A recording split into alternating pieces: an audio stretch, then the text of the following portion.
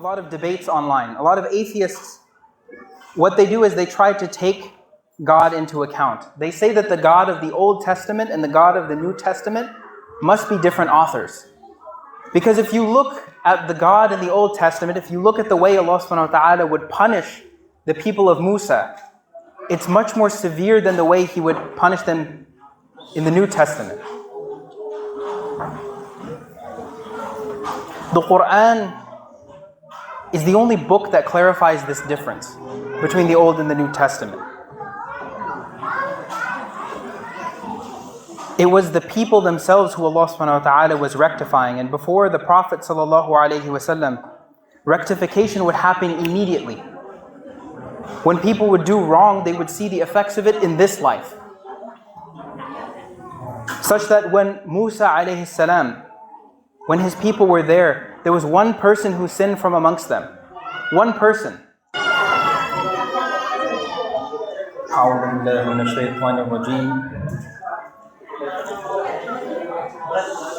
بسم الله الرحمن الرحيم الحمد لله رب العالمين حمدا يوافي نعمه ويكافئ مزيدا يا ربنا لك الحمد كما ينبغي للجلال وجهك وعظيم سلطانك الحمد لله الذي شرف الأكوان بظهور خير البرية والصلاة والسلام على سيدنا محمد الذي بعثه الله ليهدينا يقول الله تعالى في قرآنه الكريم بعد أن نستعيذ بالله من الشيطان الرجيم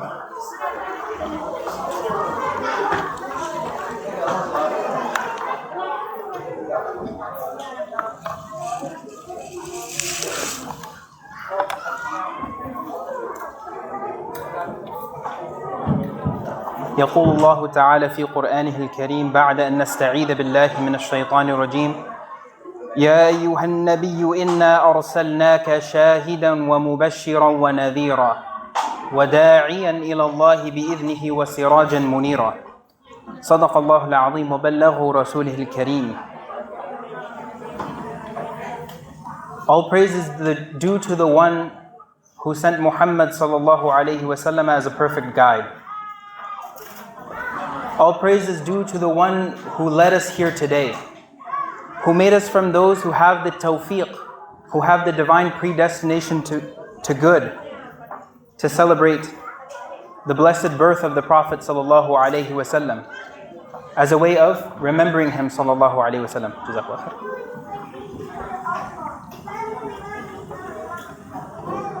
And we begin with sending our salutations upon the Prophet sallallahu alaihi wasallam and sending our salawat upon the Prophet sallallahu alaihi wasallam. Allahumma salli ala Sayyidina Muhammadin wa alihi wa sahbihi wa sallim tasliman kathira.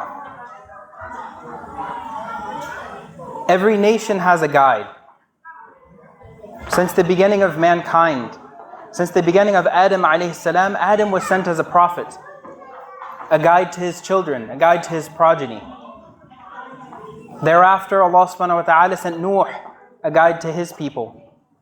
Then Allah subhanahu wa ta'ala sent Shu'aib. Allah subhanahu wa ta'ala sent Musa alayhi salam, a guide to Bani Israel. He sent Isa alayhi salam, a guide also to Bani Israel. And each one of these guides came with two things. Allah subhanahu wa ta'ala says, Mubashiran wa nadhira. Mubashiran is to give glad tidings of something, to give congratulations about something. Nadhira is to give a warning about something. So every prophet and messenger, they came with these two things. They came to warn the people, or rather they came to give glad tidings of Jannah. They came to give glad tidings that there would be something waiting for them in the hereafter. They came to give a warning that if they disobey Allah subhanahu wa ta'ala, if they cause corruption on the earth, then for them is nar. Then what is waiting for them is Jahannam, and we ask Allah subhanahu wa ta'ala to protect us from that. Every guide came encouraging towards amal salih.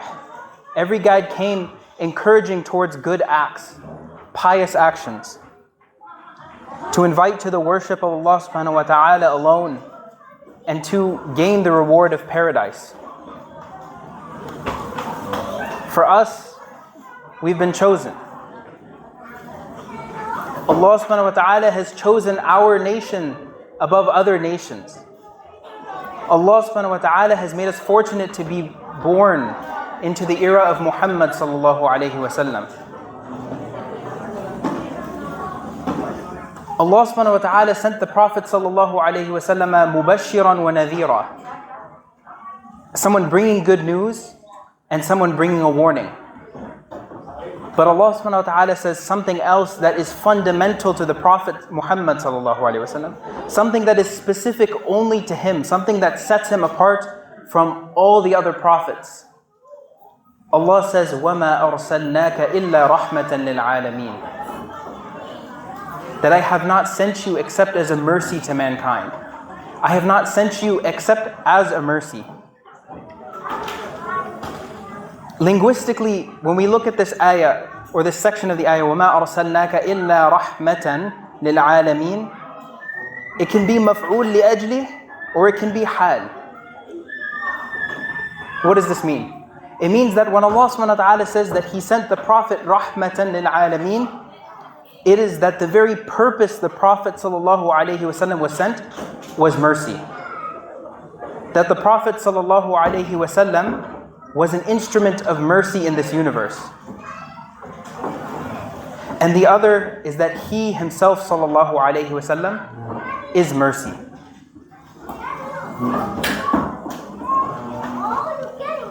How does that differ from the other messengers that were sent? How does this differ from the other messengers that were sent? If we look at the story of Nuh alayhi salam, we find that Nuh, he spent over 900 years trying to call his people. 900 years. After 5 seconds of someone trying to tell us something, we get frustrated.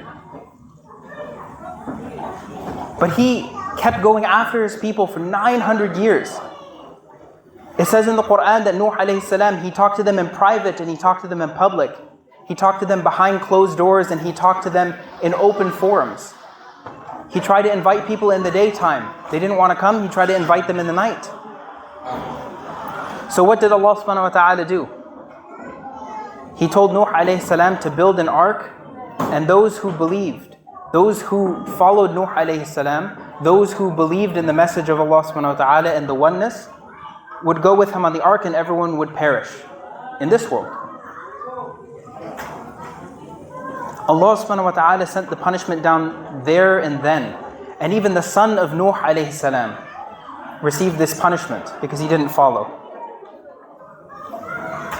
When the people of Ad and Thamud disobeyed the messenger that was sent to them, what happened?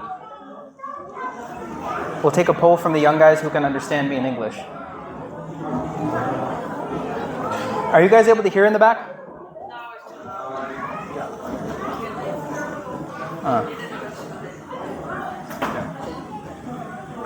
What was the punishment that Allah subhanahu wa ta'ala sent to the people of Ad and Thamud? The people of Ad first. رِيحٍ صَرْصَرٍ عَاتِيَةٍ. Allah subhanahu wa ta'ala sent a horrific wind that demolished them entirely. And to the people of Thamud, Allah subhanahu wa ta'ala sent sound, got rid of them like that. That happened in this life. That happened in this lifetime.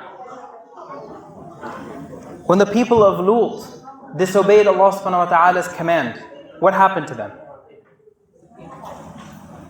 Allah subhanahu wa ta'ala sent down the rocks and their entire city was flipped over. Entire city was flipped over. When the Pharaoh of Egypt disobeyed Musa alayhi salam, ignored the warnings of Musa alayhi salam, what happened? Allah subhanahu wa ta'ala sent plagues. Allah subhanahu wa ta'ala caused the son of the Pharaoh to fall very sick. The rivers were turned into blood. Fir'aun was drowned in the ocean.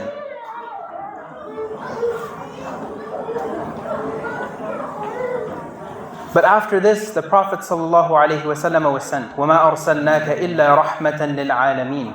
And we have not sent you except as a mercy to the universe. How does this take place? Allah subhanahu wa ta'ala says, وَمَا كَانَ اللَّهُ لِيُعَذِّبَهُمْ وَأَنْتَ فِيهِمْ. That Allah subhanahu wa ta'ala will not punish you or punish the people so long as you, Muhammad sallallahu alaihi wasallam, are with them. Fihim, being amongst them, but fihim also being in their hearts, being there with the dhikr of Allah subhanahu wa ta'ala, or being there with the dhikr of the Prophet sallallahu alaihi wasallam. And many of us may hear a lot of debates online. A lot of atheists, what they do is they try to take God into account. They say that the God of the Old Testament and the God of the New Testament must be different authors. Because if you look at the God in the Old Testament, if you look at the way Allah subhanahu wa ta'ala would punish the people of Musa, it's much more severe than the way He would punish them in the New Testament. The Quran is the only book that clarifies this difference between the Old and the New Testament. It was the people themselves who Allah subhanahu wa ta'ala was rectifying. And before the Prophet sallallahu alaihi wasallam, rectification would happen immediately. When people would do wrong, they would see the effects of it in this life. Such that when Musa alayhi salam, when his people were there, there was one person who sinned from amongst them. One person. What did Allah do? There was a drought. No rain fell. And so Musa asks Allah subhanahu wa ta'ala, he does istisqa, asking for rain. And he says, Ya Allah, we're not getting any rain, we need rain. And Allah subhanahu wa ta'ala says, there's a person amongst you who had sinned. We're not going to delve too much into the story, but this was how the world was before the Prophet sallallahu alaihi wasallam. This is how the world changes.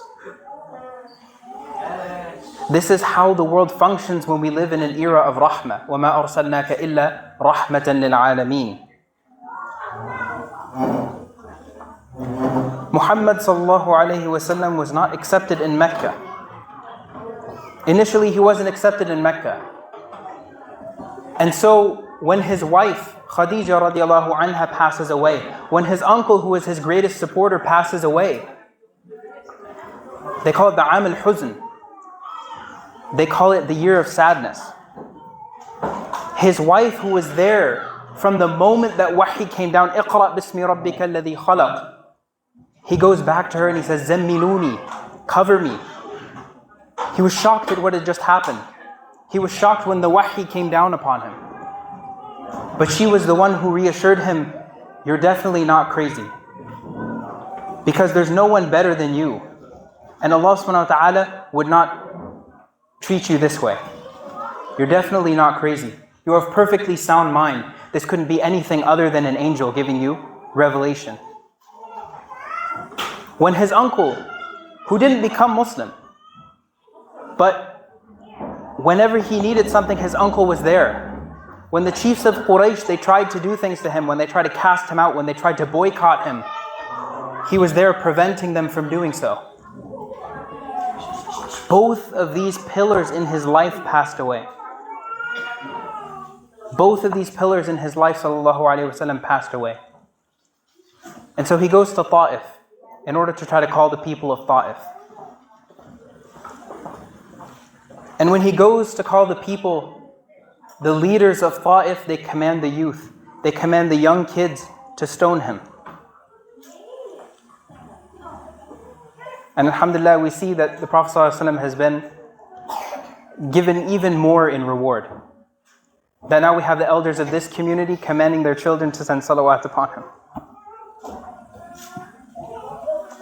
They tell the children to stone the Prophet ﷺ, and they stoned him and stoned him until the blood began to pool in his sandals. Until the blood began to clot in his sandals. And they stoned him until he reaches the end of the city. This is a long walk. They stone him until he reaches the end of the city. And he keeps going another 8 kilometers. Bruised, bleeding, battered.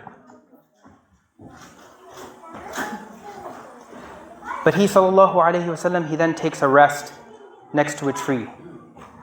And this tree was next to a vineyard.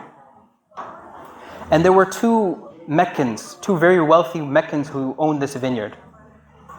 And of course, they don't necessarily believe what the Prophet ﷺ has come with, but he's still Ahl al-Mecca. He's still Ahl al-Quraysh. He's still from Kinana. He's still from their family. He's still from their tribe. And so they command their slave, Addas, to go and bring him some grapes. Even in this moment, the Prophet ﷺ, he didn't forget his directive. He tells him, they tell the slave to go bring him some grapes, and he brings the grapes to the Prophet ﷺ, and before eating, the Prophet says, Bismillah. And Addas is shocked. Addas was a slave, a Christian slave. He was a Nazarite, meaning following Isa ibn Maryam. He was shocked to hear these words. He's never heard this phrase before, Bismillah, in the name of Allah. And so the Prophet ﷺ, he asks, where are you from?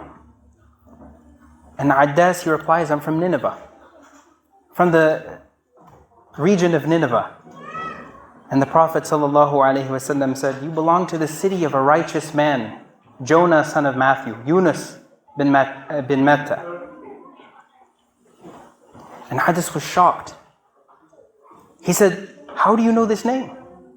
The Arabs, they don't know Yunus. It's from a completely different place, a completely different era. How do you know this name?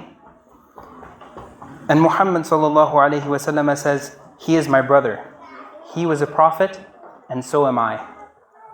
And because of this, Addas, he kisses his hands and his feet, and he becomes Muslim.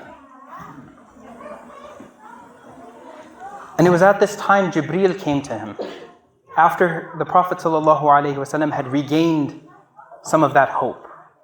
After the Prophet ﷺ's message had been listened to by at least one person. For some of us, we cut our losses. If we break even in a business transaction, that's enough for us. But the Prophet ﷺ, Jibreel comes to him and says, Allah subhanahu wa ta'ala has sent me with the angels of the mountains.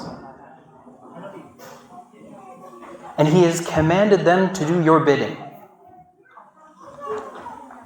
And if you want, the angel of the mountain comes to him and says, and if you want, we will take the mountains of Mecca and crush the city of Ta'if in between them. Because of you, sallallahu alaihi wasallam. Because of the harm they caused you, because of the pain they caused you. And the Prophet sallallahu alaihi wasallam, a mercy to mankind, says, rather, I hope that Allah subhanahu wa ta'ala will bring from them those who will worship Him alone and not associate anything with Him.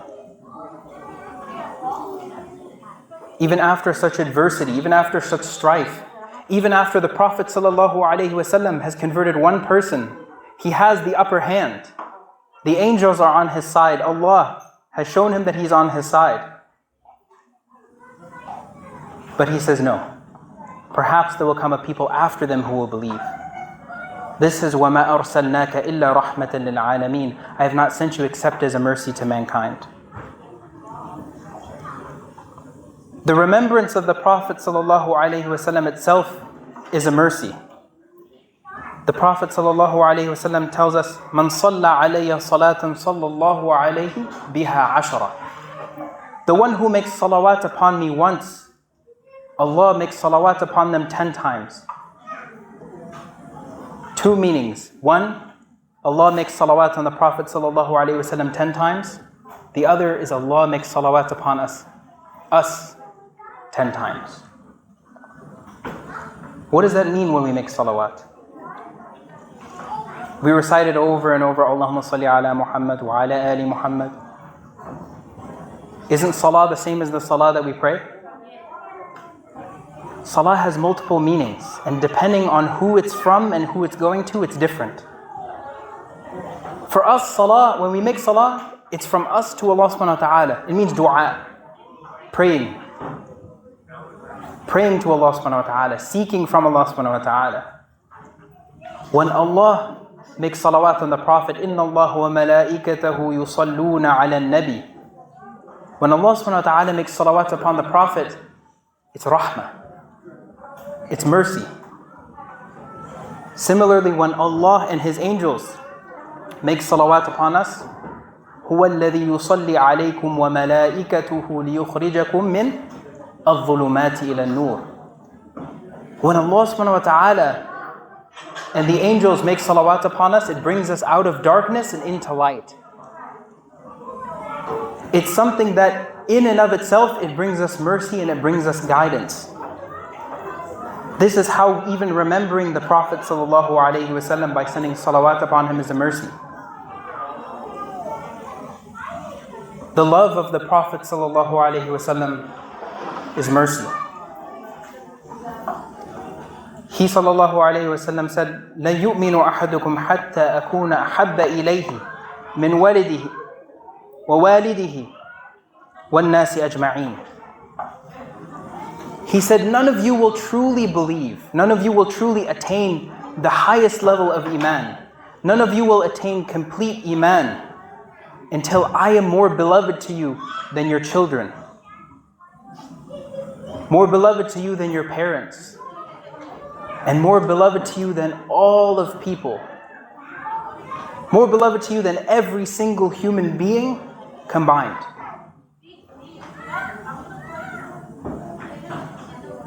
Happiness over the Prophet ﷺ being sent is a mercy. Ibn Mas'ud radiallahu ta'ala anhu encountered Abu Lahab in a dream after Abu Lahab had passed away. And he asks Abu Lahab, he says, Aina anta? Where are you? And Abu Lahab says, Finnar. I'm in the hellfire. Because Allah subhanahu wa ta'ala says, Tabbat yada abi lahabi wa.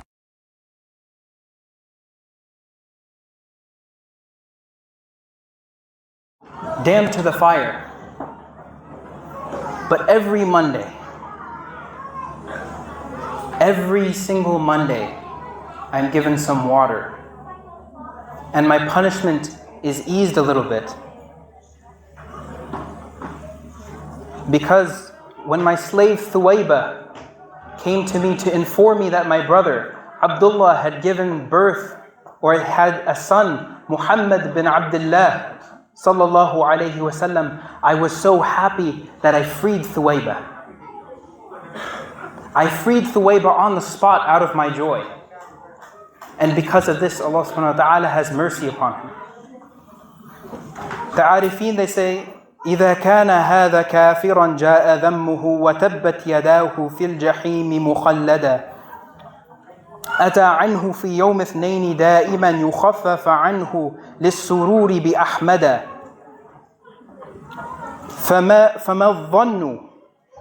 فما الظن بعبد الذي عاش عمره بأحمد مسرورا ومات موحدا.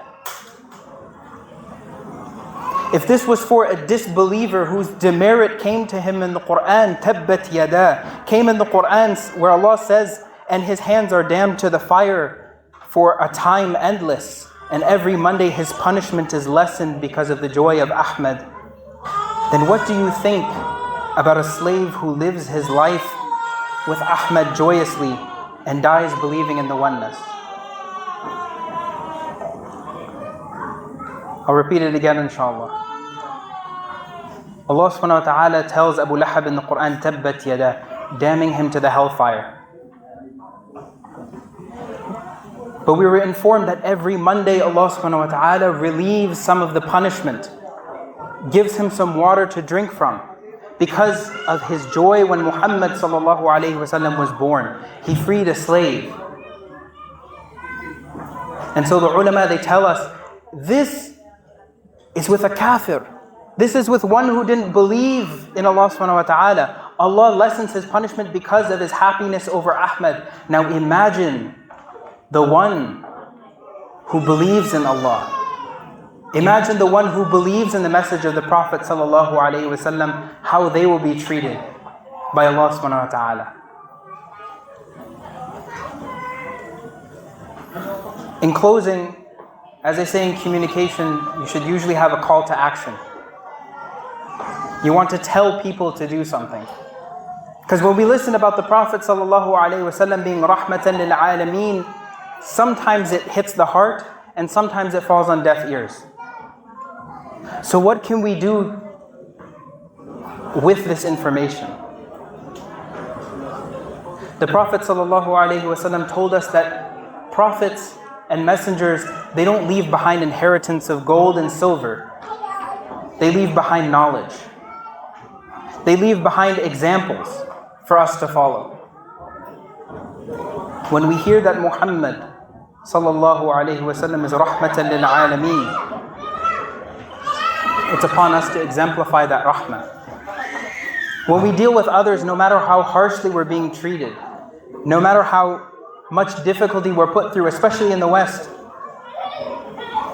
I'm not sure what type of racism Muslims experience here in Canada, because it's different everywhere. Now we don't have macroaggressions, only we have microaggressions. These are the things that people will say very subtly, and it'll make you feel some sort of way.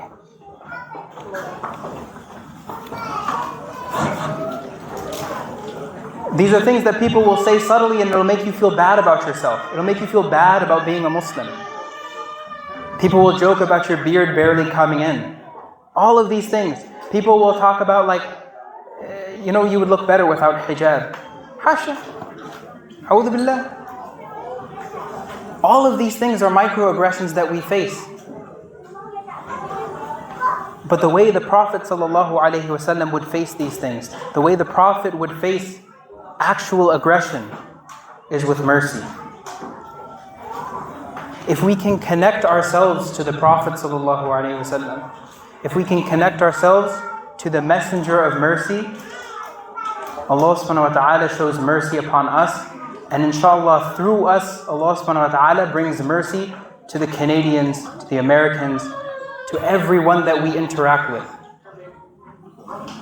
If we look at candles, does the light diminish when you light another candle? If we take a candle and we light another candle, if we take a candle and we light another candle, does the fire from this one go out? No. It increases. The light in the room increases. And this candle can now pass the light to another candle.